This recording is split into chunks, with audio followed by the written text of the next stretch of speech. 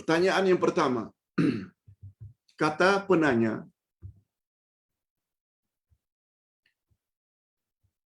saya dalam dilema, Pak Ustaz, serba salah. Mana satu kehendak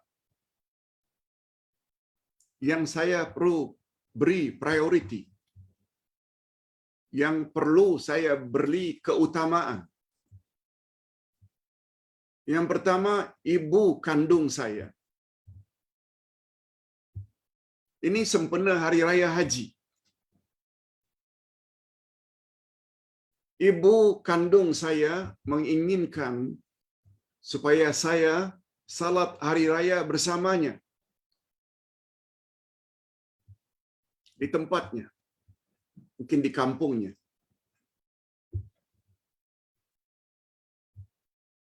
Bukan saja bersamanya, tapi juga salat di kampungnya, kampung ibu kandung. Yang kedua, saya diminta oleh masyarakat tempat saya tinggal untuk salat di taman saya, di qaryah saya, agar setelah salat Hari Raya, saya ikut serta menyembelih binatang korban. Dan yang ketiga, permintaan isteri saya supaya balik salat Hari Raya di kampung ibu bapa isteri, yang ibunya pula sedang paralyzed, lumpuh.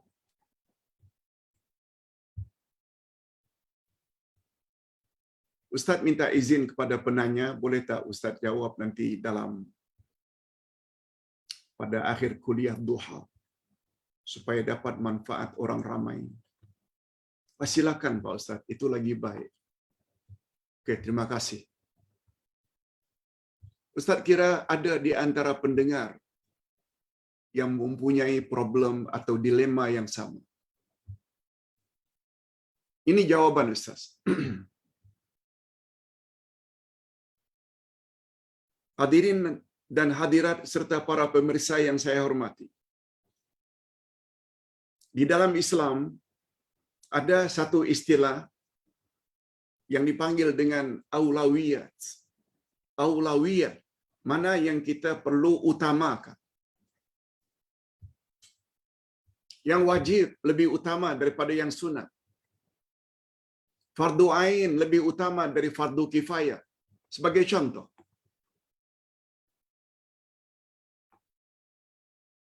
itu sebabnya ada satu buku yang dikarang oleh Dr. Yusuf Al-Qaradawi dipanggil dengan Fiqhul Aulawiyat.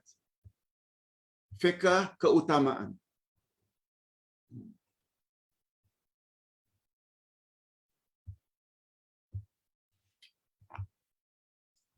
Merujuk kepada pertanyaan tadi, kita memang disuruh supaya berbuat baik kepada ibu, bapa. Yang kedua, kita juga disuruh supaya membantu masyarakat, apalagi untuk tukang sembelih. Yang ketiga, kita juga disuruh meraihkan kehendak isteri, apalagi ibu isteri itu sedang paralyzed.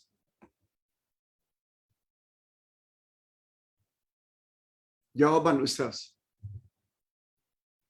ketiga-tiga itu adalah bagus diraihkan. Semuanya baik belaka. Mengikuti kehendak isteri, baik. Apalagi ibunya paralyzed. Mengendaki atau memenuhi kehendak masyarakat juga baik, supaya dapat ikut melapah binatang-binatang korban, baik. Yang ketiga, memenuhi kehendak ibu juga baik. Cuma bila kita dalam dilema, kita disuruh supaya mengambil mana yang lebih utama. Bagi Ustaz, memenuhi kehendak ibu adalah lebih utama. Tapi Ustaz, macam mana dengan isteri? mak mertua. Tapi macam mana Pak Ustaz dengan tugas menyembelih, memenuhi kehendak orang kampung atau orang setaman, sekarya? Betul. Awal-awal lagi Ustaz dah katakan semuanya baik belaka dipenuhi. Cuma untuk memenuhi secara serentak, sukar. Oleh sebab itu, dari semua itu, prioritinya adalah penuhi kehendak ibu. Apalagi ibu sudah tua. Ibu kandung maksudnya.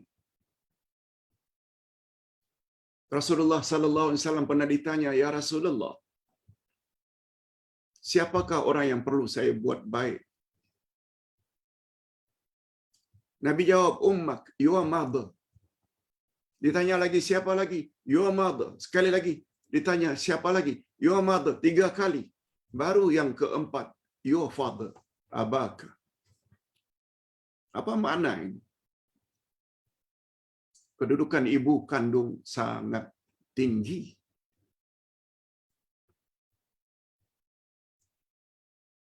Tanpa menafikan kedudukan ibu mertua. Ibu dari isteri. Ustaz kan pernah baca satu riwayat. Abaukum salasa. Ibu bapakmu ada 3. Ibu bapa yang melahirkan kamu, ibu bapa kandung. Wa abuka allazi zawwajaka ibnatah. Ibu bapa yang mengawinkan anak gadisnya dengan kamu, maknanya mak bapak mertua. Dan yang ketiga, abuka allazi 'allamaka. Ibu bapa yang mengajar kamu ilmu. Ibu bapa guru kita. Ustaz kita yang membimbing kita. Wa huwa afdaluhum. Dan yang terakhir itu sangat istimewa. Jadi ringkasnya, andai kata kita boleh combine salat di rumah mak kandung,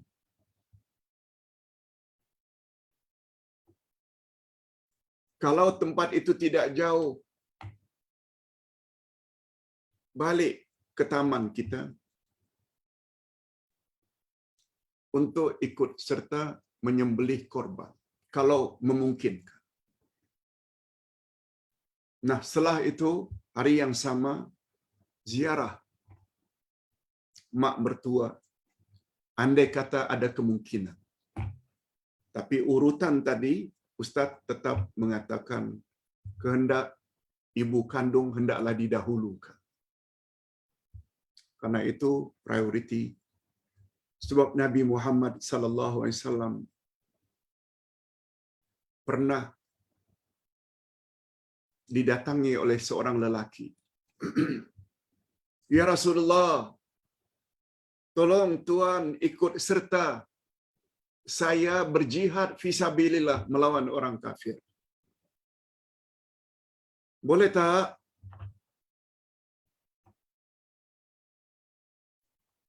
Kata Nabi, "Boleh." Tapi Nabi tanya, "Kamu masih ada ibu tak?" "Ada, ya Rasulullah. Dia sudah usia lanjut." Kata Nabi, "Pulang kamu, jaga ibumu itu." Daripada jihad pun, Nabi suruh utamakan ibu. Cukuplah dalil-dalil itu sebagai hujjah Ustaz. Mengapa Ustaz berpendapat begitu? Wallahu a'lam. Yang kedua, Pak Ustaz, daging korban perlu diagihkan secara mentah. Betul. Itu bezanya korban dengan akikah. Akikah hendaklah dimasak, diajak orang ramai makan. Korban tidak. Dibagi mentah-mentah. Bagaimana cara yang betul tentang agihan daging korban, Pak Ustaz? Ada Ustaz kata mesti bagi untuk fakir miskin.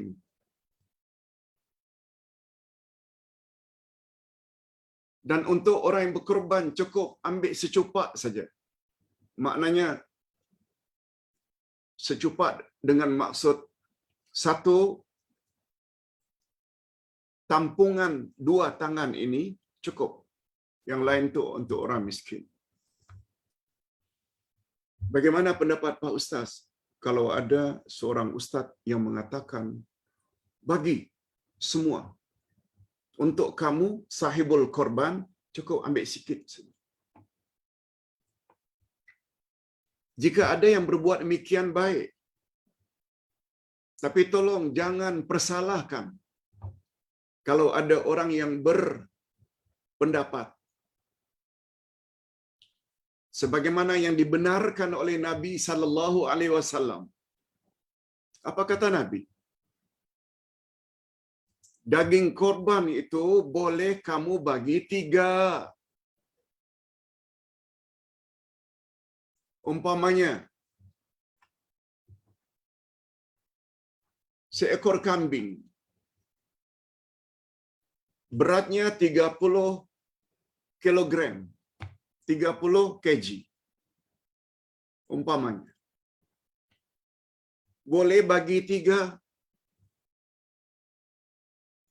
Sepertiganya untuk kamu sahibul korban. Sepertiga lagi kamu hadiahkan. Dan sepertiga lagi kamu sedekahkan. Maknanya pada garis besarnya 30 kilogram tadi, 10 kg boleh untuk yang empunya korban. Boleh dia bawa ke rumah. Halal untuknya. Itu makna boleh. Apa beza Pak Ustaz hadiah dengan sedekah? Hadiah maknanya kita boleh bagi kepada orang-orang yang setaraf ekonominya dengan kita. Atau orang yang lebih berada dari kita, ekonominya lebih baik. Kawan kita, jiran tetangga kita. 10 kg itu boleh kita hadiahkan. Itu namanya hadiah. Dan yang sepertiga lagi kamu sedekahkan. Sedekahkan maknanya kita bagi kepada orang yang taraf ekonominya lebih rendah, lebih miskin. Jika kita lakukan pembahagian seperti itu, tidak haram. Jangan sampai kita katakan haram hukumnya. Kalau kita tidak bagikan majoriti daging itu untuk fakir miskin. Itu hanya pandangan saja.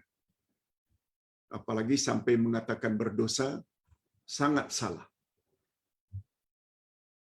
Tapi andai kata sahibul korban, dia ambil satu bahagian saja, sedikit saja.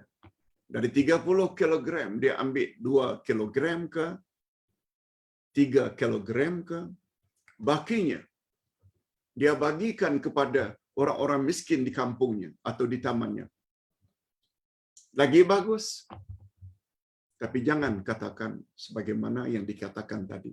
Berdosa bila kebanyakan daging itu tidak dibagi kepada fakir miskin. Okay. Kita bercakap biar berdasarkan dalil. Jangan asal sedap bercakap saja. Yang ketiga, korban untuk orang yang sudah meninggal dunia, Pak Ustaz. Setahu saya, majoriti berpendapat hukumnya boleh berkorban untuk orang yang sudah meninggal dunia. Kecuali Imam Asy-Syafi'i. Imam Syafi'i berpendapat tidak boleh kecuali jika orang yang meninggal dunia itu berwasiat. Berwasiat agar nanti korbankan untuk dia. Itu wasiat lain. Itu wajib ditunaikan. Dan boleh diambil dari harta peninggalannya. Tapi imam-imam yang lain, Imam Abu Hanifah, Imam Malik, Imam Ahmad ibnu Hanbal, ketiga-tiganya berpendapat boleh korban untuk orang yang sudah mati, orang yang sudah meninggal dunia, walaupun tidak ada wasiat. Dibawa satu hadis sahih riwayat Imam Muslim, Nabi SAW bersabda, ketika menyembelih binatang, kibash, iaitu kambing, "Ya Allah, terimalah ini korban daripadaku dan ahli keluargaku dan umatku." Hadis sahih riwayat Imam Muslim. Atas dasar dalil itu, imam-imam yang tiga tadi atau majoriti atau jumhurul fuqaha kata hukumnya boleh. Ustaz cenderung kepada pendapat jumhur karena ada dalil. Yang keempat, Ustaz, apabila kamu akan membaca Al-Quran,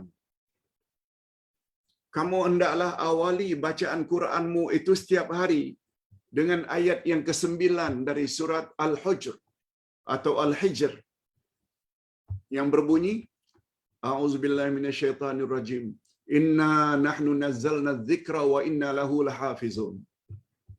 Bila itu ayat kamu awali sebelum membaca ayat-ayat Quran, bila ternyata bacaanmu tersalah, malaikat akan memperbetulkannya. Pertanyaan ini pernah Ustaz jawab beberapa bulan yang lalu, berkali-kali ditanya. Bahwa itu tidak pernah datang dari Nabi sallallahu alaihi wasallam. Juga bercanggah dengan Al-Quran ayat yang ke-98 dari surat An-Nahl. Allah berfirman, "Wa idza qara'tal Qur'an fasta'iz billahi minasyaitonir rajim." Bila kamu akan membaca Al-Quran, awalilah bacaanmu dengan a'udzu billahi minasyaitonir rajim. Bukan dengan ayat tadi. Ayat tadi menyatakan, kami telah turunkan kepada engkau Al-Quran dan kami pula lah yang akan memeliharanya daripada pemalsuan. Dia tak ada kena mengena dengan membaca Al-Quran. Apalagi sampai mendakwa. Kononnya apabila ayat itu dibaca, malaikat akan perbetulkan awak punya bacaan. Tak ada dalil dan tidak ada dasar sama sekali. Ini yang kita katakan cakap-cakap kosong. Bercakap tentang fadilat ini, fadilat itu, tapi tidak membawa dalil dari Quran dan sunnah Nabi sallallahu alaihi wasallam. Kalau baca bismillah itu satu hal juga. Ada dalilnya dari Nabi. Kullu amrin dzibalil lam yubda bi bismillah fahuwa abtar. Segala sesuatu perkara yang baik yang tidak diawali dengan bismillahirrahmanirrahim, maka terputuslah keberkatan perbuatan itu. Tidak diberkati Allah. Oleh sebab itu mengawali membaca Al-Quran, kalau tidak a'udzubillahi minasyaitonirrajim, bismillahirrahmanirrahim. Atau kedua-duanya sekali. Bukan ayat 9 surat Al-Hujr tadi. Yang terakhir, Pak Ustaz, betulkah kita tak boleh angkat tangan untuk berdoa selepas salat fardu? Tetapi berdoa tanpa angkat tangan dibolehkan. Ustaz ulang. Betulkah kita tak boleh angkat tangan untuk berdoa selepas selesai salat fardu? Tetapi berdoa tanpa angkat tangan dibolehkan. Sebab Nabi tak pernah buat. Yang Nabi buat hanya zikir. Macam mana pula Pak Ustaz mengaminkan doa yang dibuat oleh imam selepas salat? Hadirin dan hadirat rahimakumullah.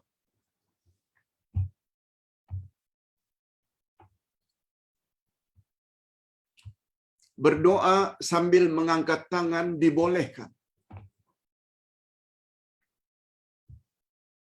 Tak ada larangan. Selepas salat ke, tidak selepas salat ke, bila-bila masa angkat tangan. Tapi bukanlah suatu kemestian.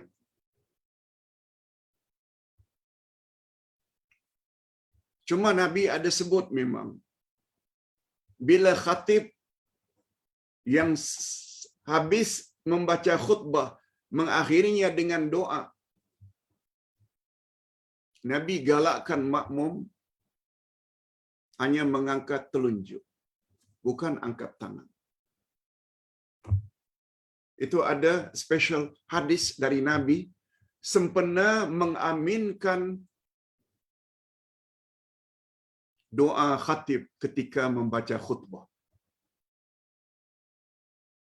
Masalah mengaminkan ini ni sudah diamalkan oleh nabi-nabi sebelumnya. Ada riwayat yang mengatakan Nabi Musa membaca doa, Nabi Harun mengaminkan. Atau sebaliknya, Nabi Harun membaca doa, Nabi Musa mengaminkan. Semua agama langit, termasuk Yahudi, Nasrani, ada istilah amin. Cuma selengnya kadang-kadang amen dan lain-lain. Cuma apa yang Ustaz tidak sebutkan di sini. Tak betul pendapat yang mengatakan kalau berdoa tak boleh angkat tangan. Sebab Nabi Muhammad sallallahu alaihi wasallam pernah bersabda, kita dah belajar salah satu nama Allah Al-Hayyu, Allah Maha Pemalu. Lihat dalam buku ini nama Allah yang ke-58, Al-Asmaul Husna. Nama Allah yang ke-58, nama Allah Al-Hayy. Bukan Al-Hayy. Al-Hayy Maha Hidup. Al-Hayyu makna Allah Maha Pemalu. Dalil yang kita gunakan hadis sahih riwayat Imam Tirmizi. Ni Ustaz bacakan. Inna rabbakum tabaraka wa ta'ala hayyun karim. Yastahyi min abdihi idza rafa'a ilaihi yadayhi ay yaruddahuma sifran khaibatain. Coba dengar baik-baik. Sesungguhnya Tuhan kamu Allah yang maha suci lagi maha tinggi, dia maha malu, sangat malu, lagi sangat mulia. Dia merasa malu daripada hamba-hambanya apabila hamba-hambanya mengangkat kedua tangannya ketika berdoa, lalu dia hampakan atau kecewakan hambanya yang berdoa itu. Orang apabila berdoa angkat tangan, mohon. Allah Azza wa Jalla yang Maha Pemalu, malu untuk tidak terima doa itu. Apa maknanya ini? Bukanlah salah satu daripada adab berdoa angkat tangan? Bukankah adab itu adalah sesuatu perbuatan yang paling baik? Walaupun Ustaz tahu tidak semua keadaan berdoa mesti angkat tangan. Kita berdoa dalam sujud macam mana angkat tangan? Kita berdoa sebelum salam, setelah tahiyat akhir macam mana ada angkat tangan? Kita nak masuk tandas, doa juga. Allahumma inni a'udzubika minal khubuthi wal khaba'ith. Tak pernah kita angkat tangan.